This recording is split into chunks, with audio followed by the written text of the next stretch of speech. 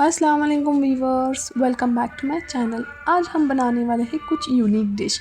तो चलो शुरू करते हैं। सबसे पहले जिस किसी ने मुझे सब्सक्राइब नहीं किया है सो सब्सक्राइब कीजिए और बेल आइकन को बजाना ना भूलें।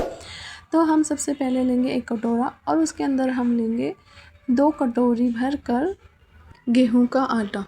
आपकी क्वांटिटी जितनी होगी आप उतनी ले सकते हो। यहाँ पर मैं 2 कटोरी ले रही हूँ।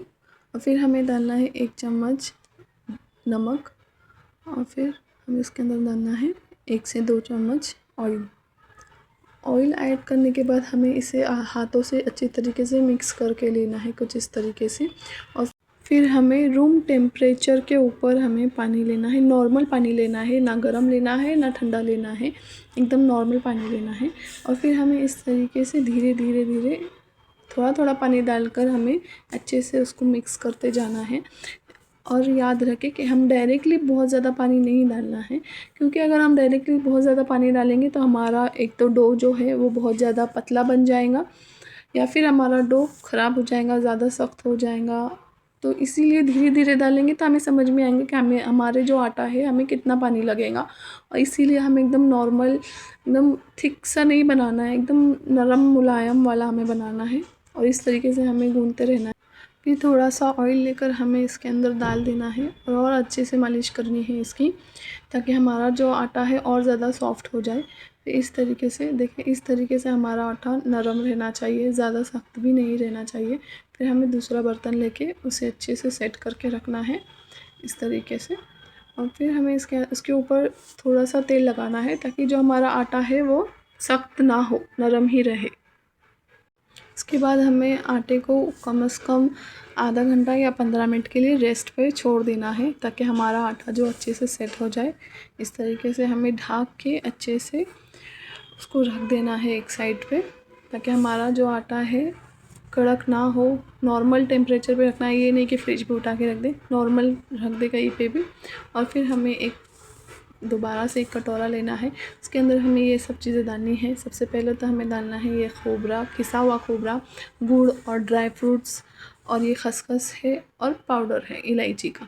आपके पास जो कुछ भी अवेलेबल होगा इनमें से काजू बादाम, पिस्ता या फिर जो भी आपके पास नट्स फ्रूट्स है वो आप डाल सकते हो, ड्राई फ्रूट।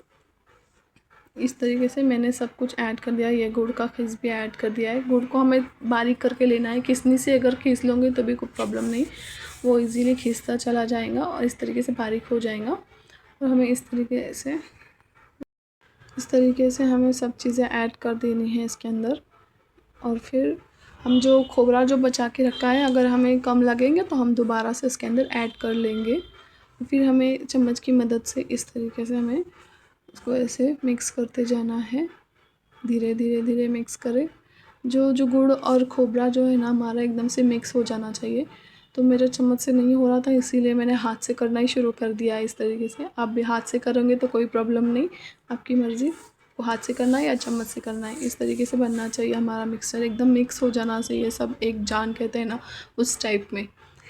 ऐसे इस तरीके से हमारा बैटर बन के रेडी हो जाएगा। फिर हमें एक छन्नी लेनी है, छेद वाली छन्नी लेनी है, उसे ऐसे ऑयल से हमें ग्रीस करके लेना है ब्रश की मदद से।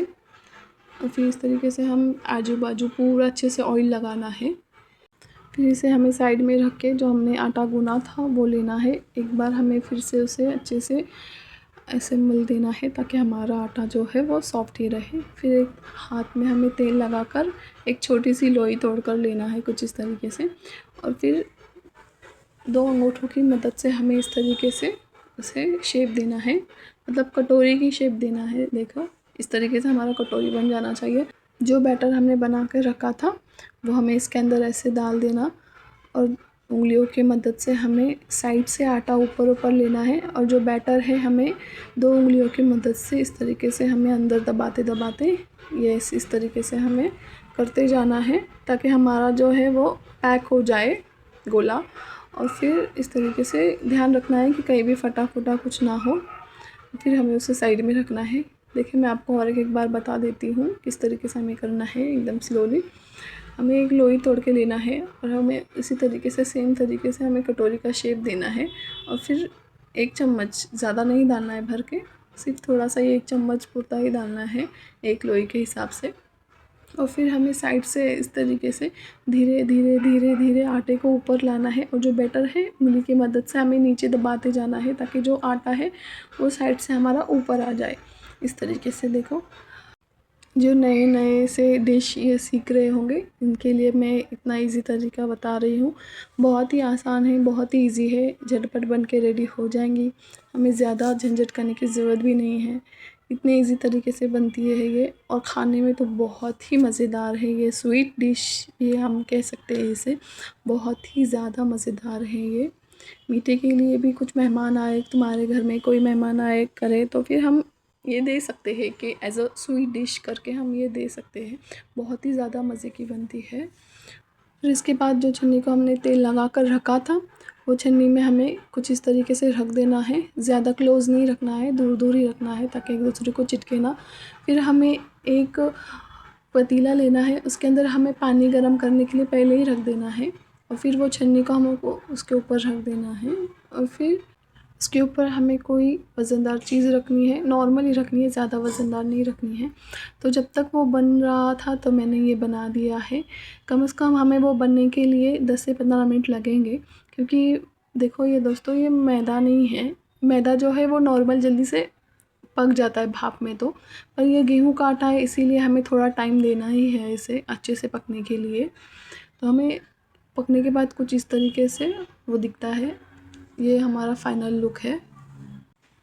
देखो कितने अच्छे से लुक आया है उसका, कितना अच्छा दिख रहा है। और जो हमारा गेहूं का आटा जो है वो अच्छे से भाप में पक गया है, हम उसको इजीली खा सकते हैं। देखो कितना जूसी बन गया है। जो गुड़ है उसके अंदर पिघला हुआ है पर वो बिल्कुल भी बाहर नहीं आ रहा है। देखिए हम दबाने के बाद ही वो बाहर आ रहा है।